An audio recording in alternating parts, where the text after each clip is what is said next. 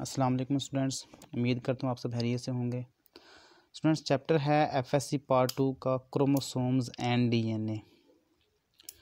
इस चैप्टर में हम देखेंगे कि क्रोमोसोम्स क्या होते हैं और डीएनए क्या होता है।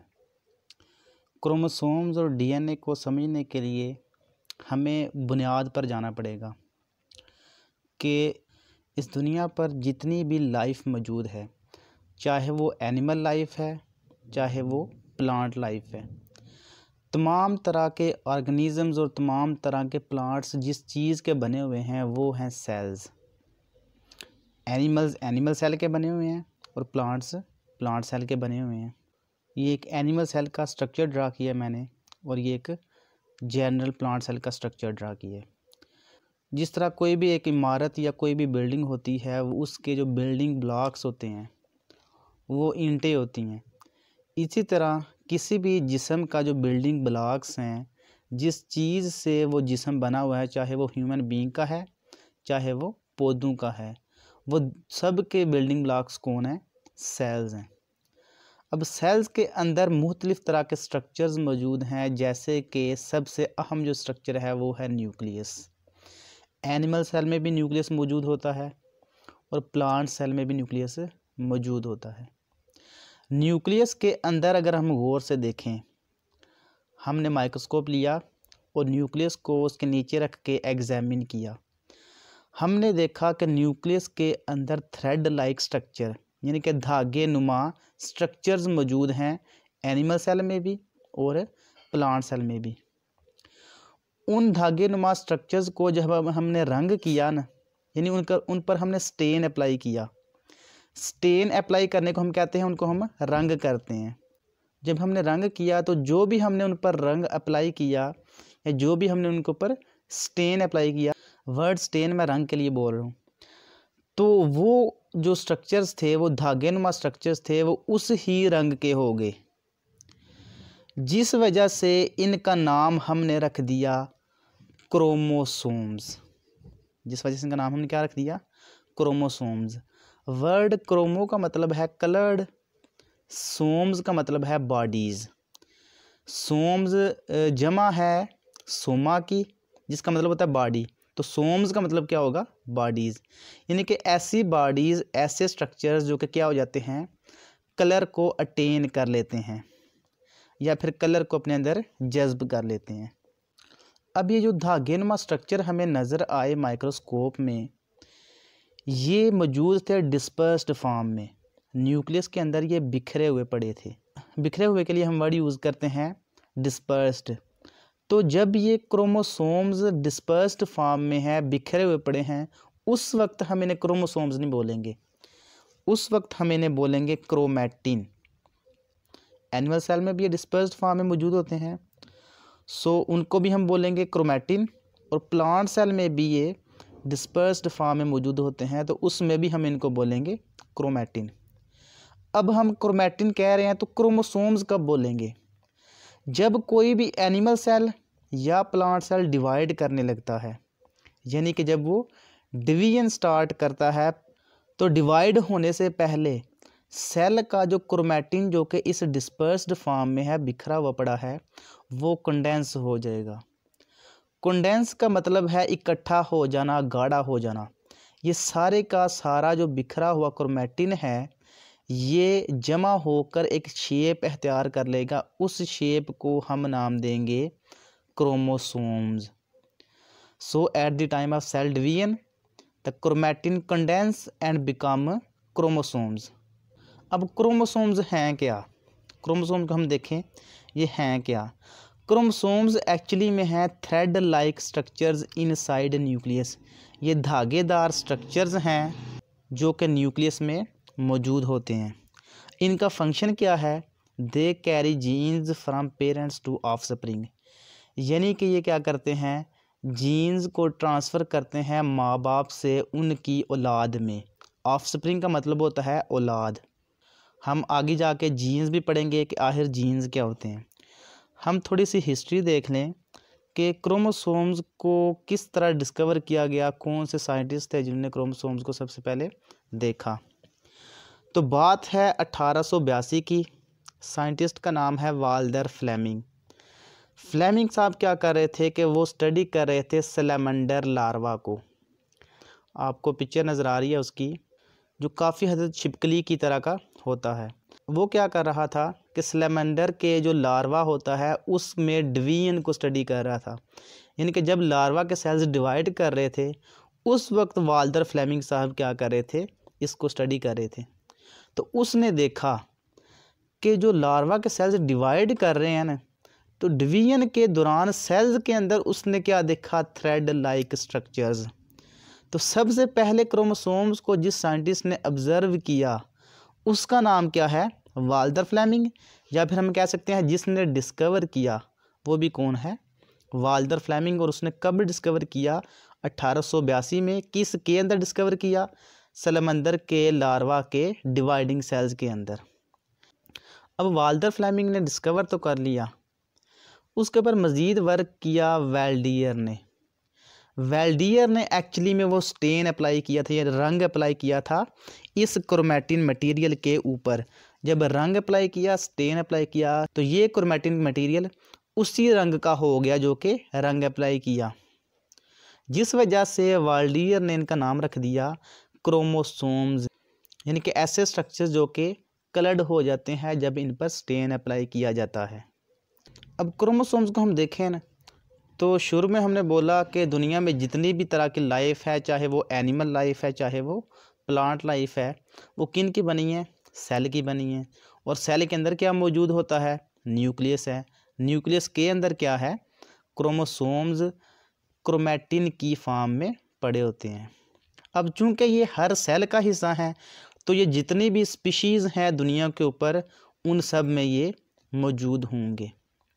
क्वेश्चन ये है कि दुनिया में तो हज़ारों तरह के एनिमल्स और हज़ारों तरह की प्लांट स्पीशीज़ मौजूद हैं, तो क्या ये तमाम स्पीशीज़ में इनकी जो नंबरिंग है वो इक्वल होगी?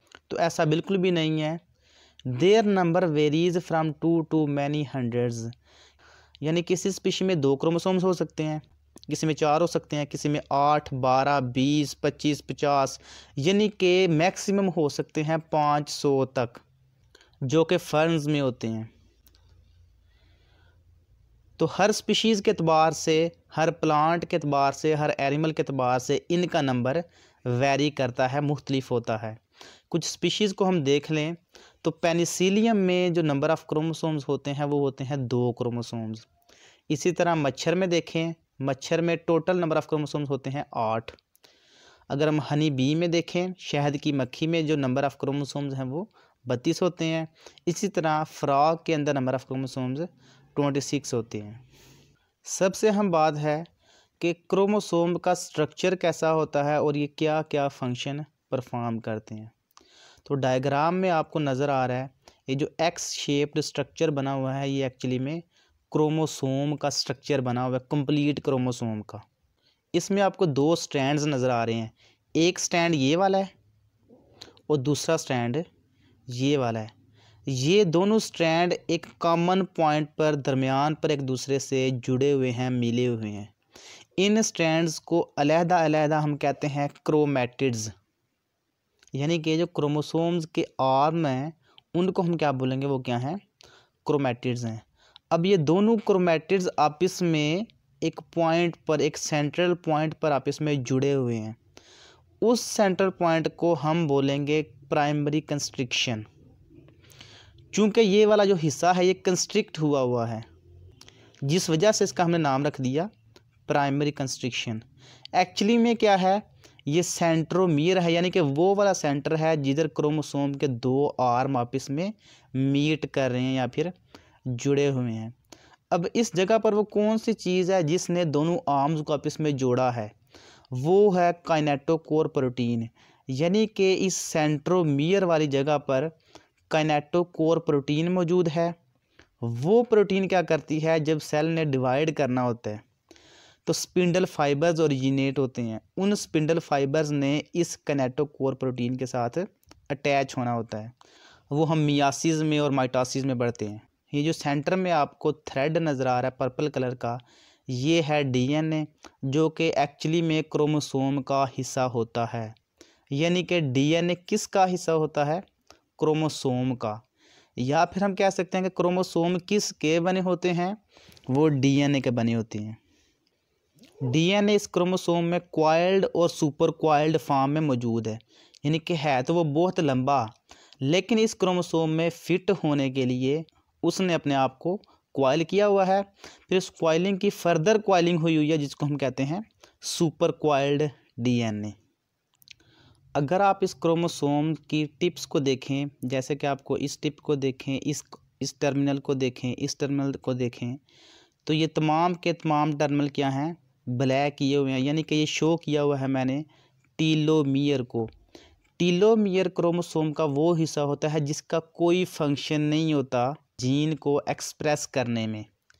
लेकिन ये वाला जो टिप है इसको ज़रा मैंने गाढ़ा किया है, तो बाज़ क्रोमोसोम्स के ऊपर ना काफ़ी ज़्यादा तादाद में जंक डीएनए, जिसको हम कहते हैं यूज़लेस या बेकार डीएनए पड़ा हुआ होता है। उस बेकार या यूज़लेस डीएनए को हम नाम देते हैं सैटेलाइट। तो इन चारों टर्मिनल के ऊपर सिर्फ एक टर्मिनल ऐसा है जिसके ऊपर यूज़लेस, जिसको जंक डीएनए कहते हैं, यानी कि आम अल्फाज में उसको हम वर्ड सैटेलाइट से रिप्रेजेंट करते हैं, वो मौजूद है। बाकी जितने भी क्रोमोसोम्स होते हैं, हर क्रोमोसोम की टिप के ऊपर क्या मौजूद होता है, टीलोमियर मौजूद होता है। टीलोमियर का मोस्टली फंक्शन होता है एज को डिटरमिन करना। किसी भी ऑर्गेनिज्म की जो एज है या उसमें जो बुढ़ापा आता है, उसके पीछे सबसे ज़्यादा फंक्शन अगर किसी हिस्से का होता है तो वो टीलोमियर्स का होता है। इस डायग्राम को देखें, तो इस डायग्राम से मैंने कलर की मदद से जीन्स को शो किया है।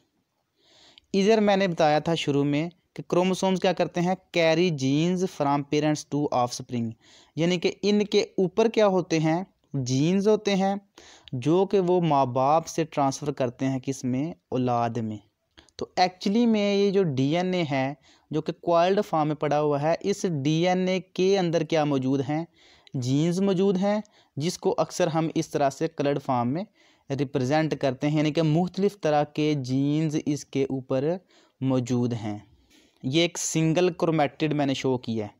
इस क्रोमेटिड में अगर हम देखें तो ये टर्मिनल पोर्शन इसके टीलोमियर्स हो गए, दरमियान में से क्या है, सेंट्रोमियर।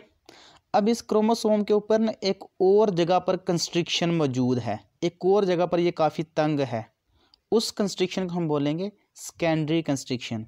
तो प्राइमरी कंस्ट्रिक्शन कौन सी थी, वो वाला हिस्सा जहाँ पर क्रोमोसोम फर्स्ट टाइम कंस्ट्रिक्ट हुआ और दोनों क्रोमेटिड्स हैं जो आपस में अटैच हुए। अगर प्राइमरी कंस्ट्रिक्शन के अलावा किसी भी हिस्से पर कोई और कंस्ट्रिक्शन मौजूद होगी, किसी और जगह से वो तंग होगा क्रोमोसोम, तो उस हिस्से को हम नाम देंगे, वो क्या है, सेकेंडरी कंस्ट्रिक्शन। सेकेंडरी कंस्ट्रिक्शन का बड़ा अहम फंक्शन है, वो है न्यूक्लियोलर ऑर्गेनाइज़र। न्यूक्लियोलर ऑर्गेनाइज़र का मतलब है क्रोमोसोम का वो वाला हिस्सा जो कि न्यूक्लियोलस बनाता है। न्यूक्लियस को अगर हम डिटेल में देखें तो उसके अंदर दरमियान में एक डार्क कलर्ड का एरिया होता है, उसको हम न्यूक्लियोलर कहते हैं। तो न्यूक्लियोलर को बनाने वाला जो हिस्सा होता है क्रोमोसोम में, वो कौन होता है, सेकेंडरी कंस्ट्रिक्शन। आई होप कि क्रोमोसोम का कंसेप्ट आपको अच्छे से समझ में आया होगा। अगर वीडियो अच्छी लगे तो इसको लाइक करें, अपने फ्रेंड्स के साथ इसको शेयर करें और चैनल को लाजमी सब्सक्राइब करें।